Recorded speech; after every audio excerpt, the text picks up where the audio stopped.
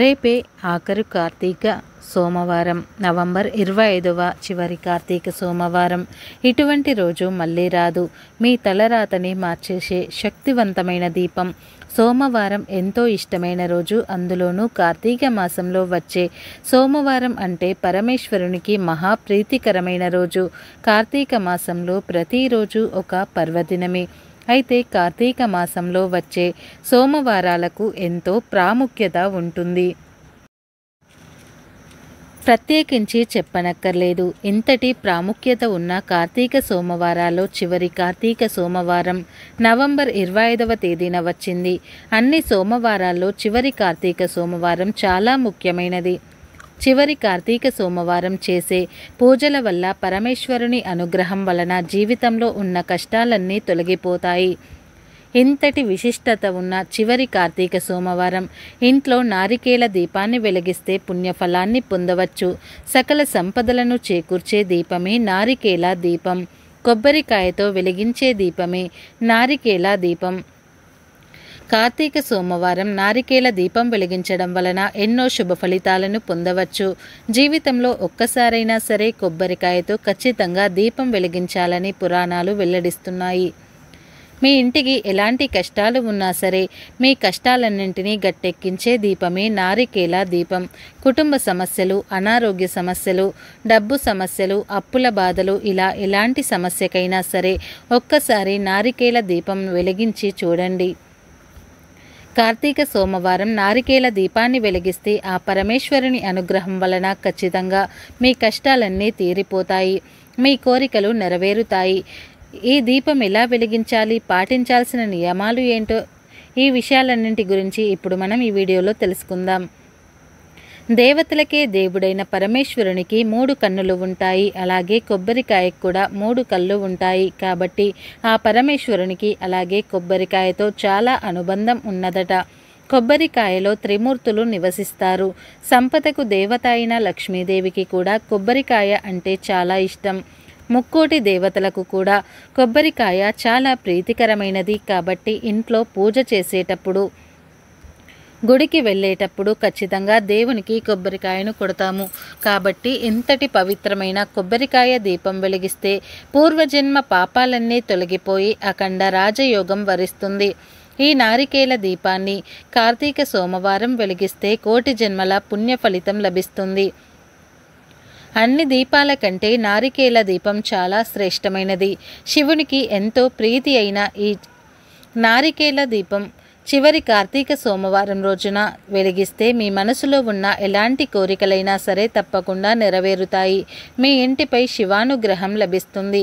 ఎంతటి శక్తి ఈ నారికేల దీపానికి ఉంటుంది. నవంబర్ 25న చివరి కార్తీక సోమవారం రోజున స్త్రీలు శుచిగా తలస్నానం చేసి ఇంటిని మొత్తాన్ని శుభ్రం చేసుకుని ఇల్లంతా పసుపు నీళ్లు చల్లుకోండి. ఇక పూజ చేసే స్త్రీలు నిండు ముత్తైదవలాగా తయారవ్వాలి. చేతికి నిండుగా గాజులు వేసుకొని, నుదుటిన కుంకుమ బొట్టు పెట్టుకొని, కాళ్లకు పసుపు రాసి, చీర కట్టుకొని ఇంట్లో పూజను ప్రారంభించాలి. ముందుగా మీ పూజా గదిని శుభ్రం చేసుకుని మీ పూజా గదిలో ఉన్న శివ పార్వతుల పటానికి తడిగుడ్డతో శుభ్రంగా తుడవండి. తర్వాత శివ పార్వతుల పటానికి గంధం బొట్లు పెట్టండి. అయితే ప్రతి ఒక్కరూ తెలుసుకోవలసిన విషయం ఏమిటి అంటే, మన పూజా గదిలో ఉండే శివుని చిత్రపటానికి కుంకుమ బొట్టు సమర్పించకూడదు. కేవలం గంధం బొట్టు మాత్రమే పెట్టుకోవాలి. ఎందుకంటే ఆ పరమేశ్వరుడు ఎల్లప్పుడూ తపస్సులోనే ఉంటాడు. కాబట్టి చల్లదనాన్ని ఇచ్చే గంధాన్ని సమర్పిస్తే ఆ పరమేశ్వరుడు ఉప్పొంగిపోతాడు. కాబట్టి మా పూజా గదిలో ఉన్న శివ పార్వతుల పటానికి ఎల్లప్పుడూ గంధం బొట్లు మాత్రమే పెట్టుకోండి. ఇక పరమేశ్వరునికి ఇష్టమైన పూలతో శివ పార్వతులను నిండుగా అలంకరించుకోండి. బిల్వపత్రం అంటే శివునికి చాలా ఇష్టమైనది. కాబట్టి కార్తీక సోమవారం నారికేల దీపాన్ని వెలిగించేటప్పుడు శివునికి ఇష్టమైన పత్రాలను అలాగే పూలను సమర్పించడం వల్ల మీరు చేసే పూజలు రెట్టింపు పుణ్య ఫలితం లభిస్తుంది. బిల్వపత్రం అందుబాటులో లేనివారు జిల్లేడు పూలు కానీ, గన్నేరు పూలు కానీ, పారిజాత పుష్పాలు కానీ, శంకు పుష్పాలను కానీ శివునికి సమర్పించండి. మీకు అందుబాటులో ఉన్న పుష్పాలతో శివుడిని పూజించండి. వ్యాపారాలు చేసేవారు గన్నేరు పూలతో శివుడిని పూజిస్తే మీ వ్యాపారం బాగా వృద్ధి చెందుతుంది. శంకు పుష్పంతో శివుడిని పూజిస్తే డబ్బు సమస్యలన్నీ తొలగిపోతాయి. మీ ఇంటికి విపరీతమైన ధనం చేకూరుతుంది. జిల్లేడు పూలతో శివుడిని పూజిస్తే 7 తరాల ఐశ్వర్యం ప్రాప్తిస్తుంది. వెలగ పండును శివునికి సమర్పిస్తే పుత్ర సంతానం వరిస్తుంది. ఈ విధంగా వివిధ రకాల పూలతో శివపార్వతుల పటాన్ని నిండుగా అలంకరించుకోండి. శివుని పటం ఎదురుగా అష్టాదళ ముగ్గును వేయండి. ముగ్గు మీద పసుపు కుంకుమలు వేసి ముగ్గుపైన ఒక ప్లేట్ కానీ ఒక విస్తరాకుని కానీ పెట్టుకోండి. స్టీల్ ప్లేట్ మాత్రం అసలు ఉపయోగించకూడదు. ప్లేటు పైన గంధంతో ఓం అని రాయండి. తర్వాత ఈ ప్లేట్ పైన 3 గుప్పెళ్ళ బియ్యం పోయండి. ఈ బియ్యం మీద కొంచెం పసుపు కుంకుమ వేయండి.